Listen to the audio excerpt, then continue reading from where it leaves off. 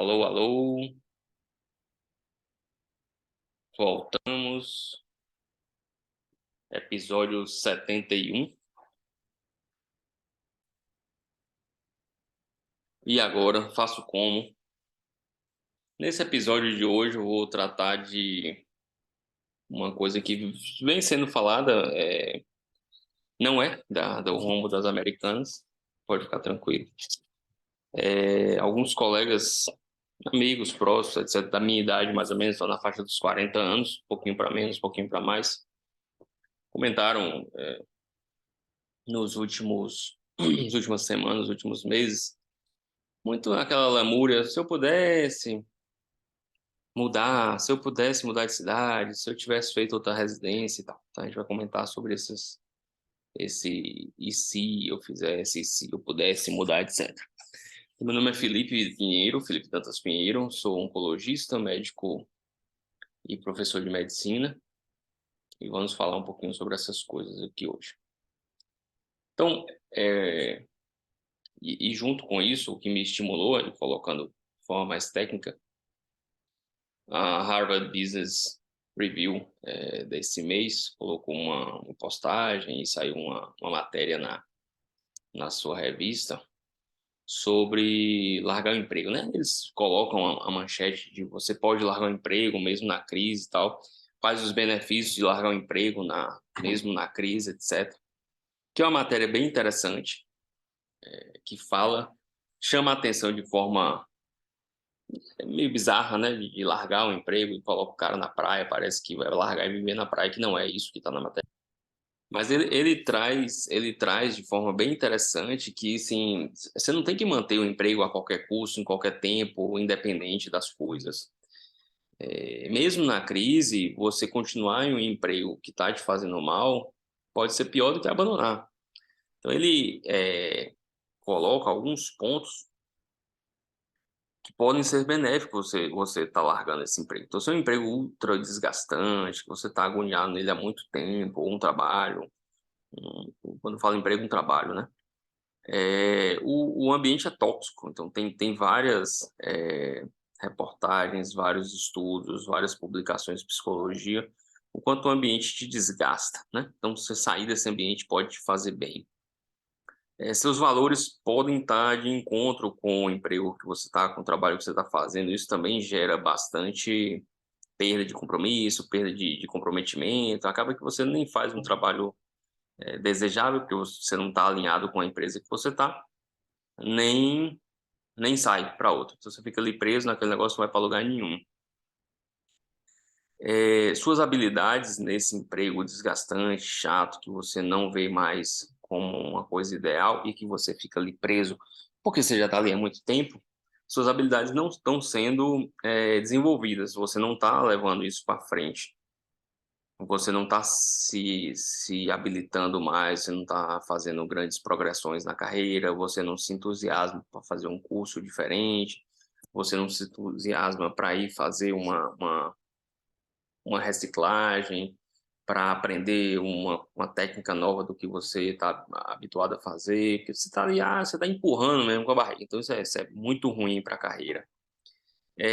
Se você está ali naquilo o dia todo dia, no tempo inteiro, provavelmente você não está exposto a novas oportunidades, você não está sendo visto por outras empresas, porque você vai fazer cada dia um trabalho pior. Você está num lugar que você não gosta, fazendo coisa que você não gosta, sempre pensando que você poderia estar em outro lugar fazendo outra coisa de outra forma.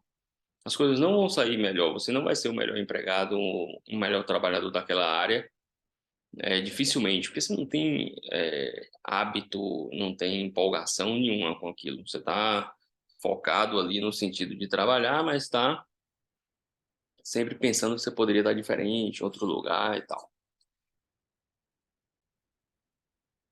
E com tudo isso que a gente colocou, com essas variáveis dentro desse emprego, o que fica muito patente, que provavelmente vai acontecer, é evolução para burnout mesmo, estresse, adoecimento mental e físico, de você estar passando 5, 10 anos da sua vida, 20 anos, ou a vida inteira num lugar que você está infeliz. Não só infeliz de felicidade pessoal, mas infeliz no trabalho. Eu fiz um discurso há um mês atrás, mais ou menos, como patrono de uma turma de medicina, focado muito no servir e tal, porque todo mundo que forma ficava querendo: "Ah, eu vou ser feliz, como é que é para ser feliz?". Ninguém tem a forma de ser feliz em canto nenhum. Quem falar que tem a forma cai fora, mas uma das coisas dentro de muitos livros que eu venho lendo sobre psicologia e felicidade, é você entender que você está aqui no mundo para servir, e seu trabalho é um serviço aos outros. Isso de forma, mental, me ajudou a trabalhar melhor e mais feliz no trabalho. Eu gosto de fazer o que eu faço hoje, tanto ensinar quanto atender os pacientes, gosto bastante. Eh, então não adianta você estar nesse trabalho seu infeliz e chateado, querendo mudar para outro lugar e sem querer, querendo, mas com medo, querendo, mas com restrição, isso vai te adoecer.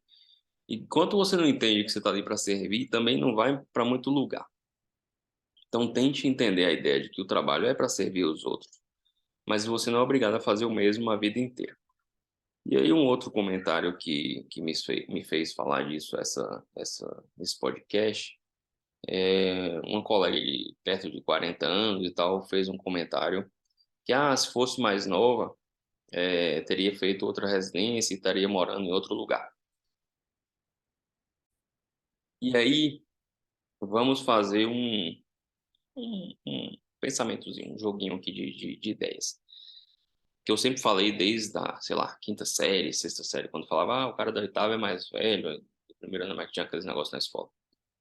E eu ficava brincando que a gente não sabe quem é mais velho, porque a gente não sabe quem vai morrer primeiro. E quando a gente fala, fulano é mais velho, sempre é mais ou menos na ideia de que vai morrer primeiro. E se a gente não sabe quem vai morrer primeiro, o cara de 40 anos pode morrer com 42, então ele está teoricamente muito mais velho do que o de 80 que vai morrer com 83. Então, se a gente não sabe quem vai morrer primeiro, a gente não sabe se a gente está velho ou não. Se a gente não sabe quando a gente vai morrer, se a gente não sabe se a gente é velho ou não, então a primeira coisa que tem é essa ideia de que, eu tô velha, com em torno de 40 anos para mudar, fazer outra residência, ou mudar de cidade, ou largar o emprego, tal, na minha cabeça não encaixa. Eu fico pensando nisso. Você não sabe se você vai morrer com 80 ou com 43. Se você for morrer com 80, você tem mais 40, o dobro do tempo.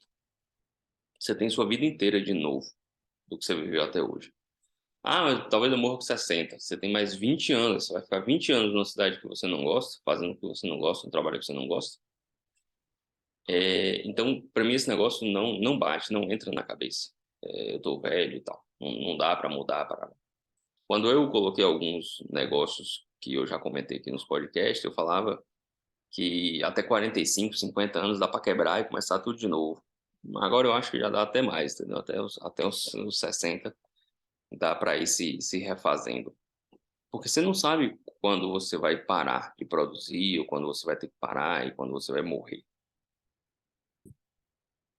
Então, como você não sabe, até onde você vai, né, no sentido de tempo de vida, não tem como você, com 40 anos, falar que você tá velha e que não dá para mudar. Então, infelizmente, a gente vê muita gente que vai empurrando, como a reportagem coloca, empurrando com a barriga um trabalho que não está satisfatório, e E não muda porque acha que tá velho, porque tem um filho ou 2 filhos pequenos, porque não dá para mudar de cidade, porque não quer fazer outra residência, porque não quer fazer outra faculdade, porque não quer mudar de área e tal. Dá para fazer. Vamos pensar de novo com cautela. Provavelmente a maioria das pessoas que hoje estão trabalhando na faixa de seus 40, 50 anos, terminaram a escola, o segundo grau, né, o terceiro ano, em torno de 18 a 20 anos de idade, no máximo, mais ou menos por aí.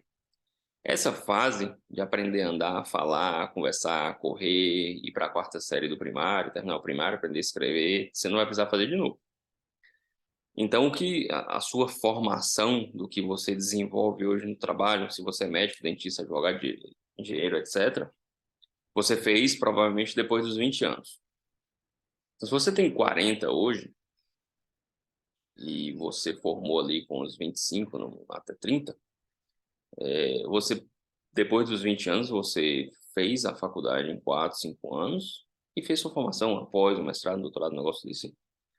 Então não tem sentido você com 40 achar que não dá para fazer de novo, porque assim, você vai estudar 1 ano ou 2 passando na faculdade, vamos supor, vai fazer a faculdade por uns 4 anos e mais uns, sei lá, 1 ou 2 de pós e tal. Pensando muito friamente e botando tudo assim muito de forma muito ruim, com 48 anos de idade, você está completo, né, de formação novamente. Fica a impressão de que, eu formei com 30, pô, se eu começar de novo, vou terminar com 60. Não, você vai terminar com 36, com 38. E se você fizer tudo de novo, você termina com 46. Se fizer tudo de novo, com 54. Então, o que a gente fez até 18, 20 anos de idade não vai ser feito de novo. O que eu fiz para ser oncologista, mestrado, blá, blá, blá, demorou seus 6, 10, 11 anos, entendeu? 12 anos. Então, eu terminei isso com 20... Não, residência com 28, se não me engano, sei lá. Então, 8 anos. Sei lá, esquece a conta, mas vamos supor com 30 anos. Então, com 42 dá para terminar de novo. Com 54 terminaria de novo. Com 66 de novo. Então, não tem que ficar achando que 40, 50 é velho. A gente teve uma colega mais velha na faculdade, de seus 30 anos, se não me engano, na época, que a gente tinha seus 18, 20. Eu acho que ninguém sabia muito a idade, eu não lembro. Mas ela tá aí de boa, trabalhando igual todo mundo. Ela fez de novo, ela era formada. Quando eu fiz o mestrado agora, eu tinha 4 lá, mudando de área completamente no mestrado. Não tem que parar, a gente, como professor, eu vejo vários estudantes que são formados em outras áreas, já tem filho, já tem família. Você não tem que desistir do que você quer achando que tá velho. Não tem lógica. Você não tá velho. Primeiro que você não sabe. Primeira coisa que tem que ter na cabeça, não tem como saber se a gente tá velho ou não. A gente não sabe o dia que a gente vai morrer. Então, me lembro bem de uma paciente que eu insisti para operar um tumor de estômago com 89 anos ou 91, não lembro. Isso já tem 7 anos. Essa paciente voltou comigo há uns 6 meses atrás, e todo ano ela volta e tal. O filho queria me matar, que ele falou que eu estava louco, como é que opera e tal. A gente não sabe se a paciente tem todos os critérios para ser operada e está bem, e o anestesista libera, o cirurgião libera, todo mundo liberou. Você não vai cancelar só, entre aspas, porque ela tem 89 anos, 90 anos. A gente não sabe até onde a gente vai. Então você não tem que desistir das suas coisas por conta da idade, por achar que vai demorar, de forma alguma. Na outra ponta do pensamento, tem aquela pessoa que muda demais. A gente vê isso, a gente tem colegas da minha turma de faculdade, de colegas de escola, que largaram a faculdade no meio, fizeram outra, e largaram a outra, e fizeram a outra, e largaram a outra. Colegas que moraram em uma cidade A, foi para B, depois para C, e está na D reclamando, querendo ir para E. Talvez não seja as cidades, as faculdades, as profissões que estejam tirando ele do conforto. Talvez o problema seja nele, não nos outros. Então, cuidado também para não ir para o extremo e falar, tal, a gente viu aí, Felipe falou que tal, e fulano falou que é para mudar mesmo. E aí sai mudando todo dia e não para em canto nenhum.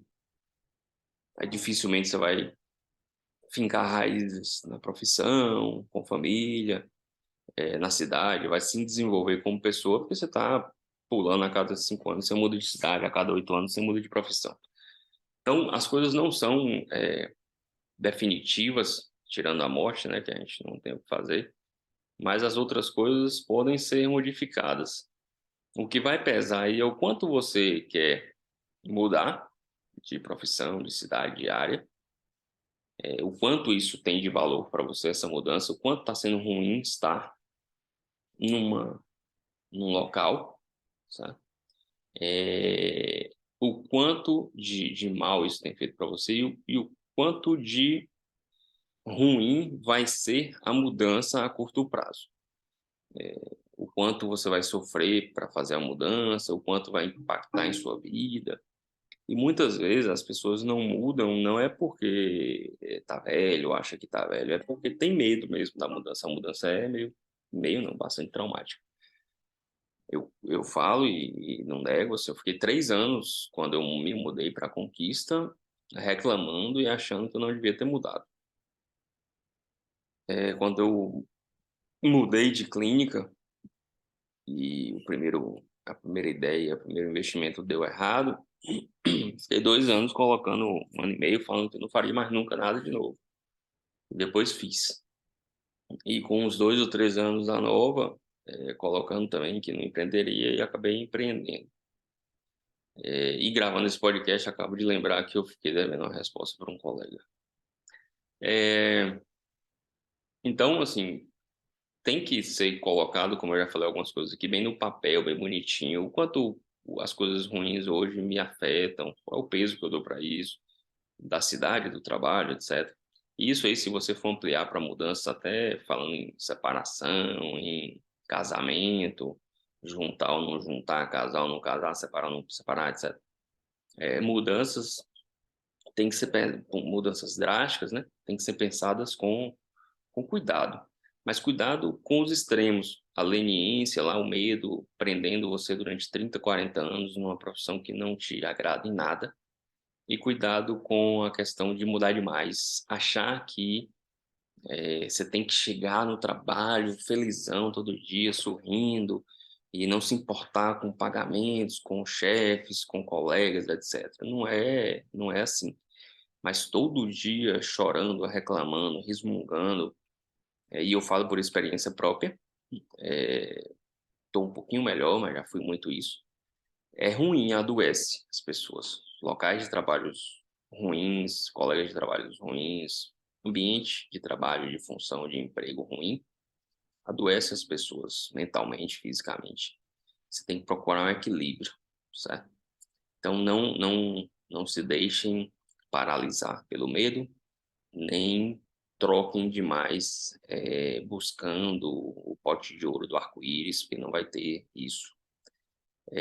Sugiro sempre que for fazer mudanças mais drásticas, colocar na folha de ofício, como eu já falei aqui algumas vezes, pontos positivos, negativos, dar ponto para tudo, pensar muito, muito, muito. Se você, por exemplo, está há 10 anos no emprego, 15 anos na cidade, sei lá, 20 anos com uma profissão, você não tem agonia nenhuma de fazer a mudança. Você pode tentar fazer uma mudança menos drástica, manter um turno, e no outro turno estar estudando uma coisa nova. Você pode, com a aviação, nossa malha aérea está melhorzinha, né? Menos pior. Você pode tentar ficar para lá e para cá durante um período nas cidades que você pretende mudar, avaliar as cidades. Então, isso é interessante. O artigo que eu coloquei, que eu cito aqui, está no Instagram, como sugestão. Tem livros sobre a questão da felicidade que eu citei aqui, do Servir Muito. Também estão no Instagram como sugestão de livro, mas eu vou citar aqui para vocês. Os livros são Em Busca de Sentido, Em Busca de Nós Mesmos, O Jeito Harvard de Ser Feliz, Pense como um Monge, Filosofia do Zen Budismo, de Byung-Chul Han, que tem vários livros com esse nome. É um filósofo coreano radicado na Alemanha. Então é isso, não se bloqueiem e não se empolguem demais nas mudanças também, vão com parcimônia e equilíbrio, e a gente se fala no próximo podcast. De novo, lembrando, assim, eu pretendo fazer sempre, não pretendo parar de fazer podcast nunca, eu gosto de falar aqui, mas nem sempre vem uma ideia interessante e tal, e eu não vou ficar forçando para fazer e falando coisas que eu acho que sejam desinteressantes. Então, a gente sempre vai ter a ideia, no mínimo, aí eu vou me forçar para fazer um por mês, mas a ideia é fazer um semanal. A gente vai se falando. Muito obrigado aí por todos que participam, mandam mensagens e nos ouvem. Um grande abraço.